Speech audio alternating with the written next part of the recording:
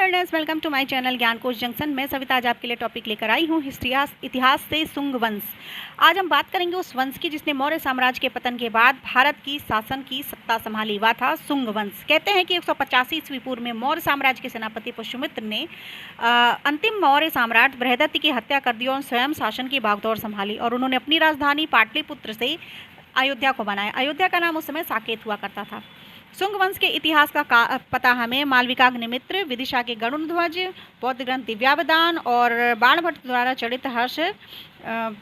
चरित्र और कुछ अयोध्या के अभिलेख से मिलता है। कहा जाता है कि मौर्य सम्राट बृहदत्त जो थे वो अहिंसा के समर्थक हो चुके थे और उस समय मगध पर यवनों का आक्रमण बढ़ता जा रहा था, तो राज्य को बचाने के लिए पुष्यमित्र को बृहदत्त की हत्या करके शासन की बागडोर अपने हाथ में लेनी पड़ी।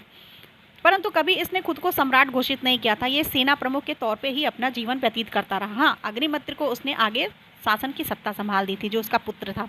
पुष्यमित्र शुंग जो था वो ब्राह्मण था और क्षत्रिय था या शूद्र, यह एक विवाद का विषय है। कुछ इतिहासकार इन्हें ब्राह्मण मानते हैं तो कुछ क्षत्रिय, परंतु बाणभट्ट द्वारा रचित हर्षचरित्र में इन्हें शूद्र बताया गया है। इनके काल में कुछ साक्ष्य मिले, जैसे सांची का स्तूप, भरहूत का स्तूप, जो कि मध्य प्रदेश के विदिशा से मिले हैं। शुंग वंश के अवशेषों से पता चलता है कि ये सम्यक मार्ग के समर्थक थे, ना कि किसी हिंदू धर्म के।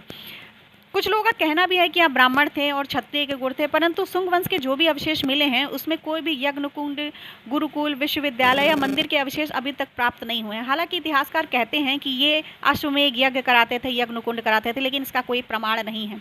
इलाहाबाद के नगर निगम संग्रहालय, दिल्ली संग्रहालय और सतना के रामवन संग्रहालय में आप इस वंश से संबंधित जो अवशेष हैं वो आप जाकर के देख सकते हैं। कहते हैं शुंग काल का पता हमें कालिदास रचित मालविकाग्निमित्र से मिलता है, परंतु कालिदास तो गुप्त काल में आए थे, तो यह भी कोई प्रमाण नहीं मिला है। पुष्यमित्र ने पंजाब और उत्तर पश्चिम की तरफ राज्य विस्तार किया। उन्होंने वैदिक धर्म का संरक्षण किया और बौद्ध धर्म ग्रंथों के अनुसार उन्होंने बौद्धों का पूर्ण किया। इसका भी कोई प्रमाण नहीं मिलता है। हाँ, इनके काल में कला और संस्कृति को प्रोत्साहन मिलता है, जैसे अब भरहूत का स्तूप और सांची के स्तूप का निर्माण आप देख सकते हैं, इनके काल में हुआ था। उसके बाद पुष्यमित्र के बाद अग्निमित्र ने शासन संभाली और इस वंश के और भी शासक थे, जैसे वसुज्येष्ठ, वसुमित्र, भागवत और देवभूति जो थे इस वंश के आखिरी शासक थे।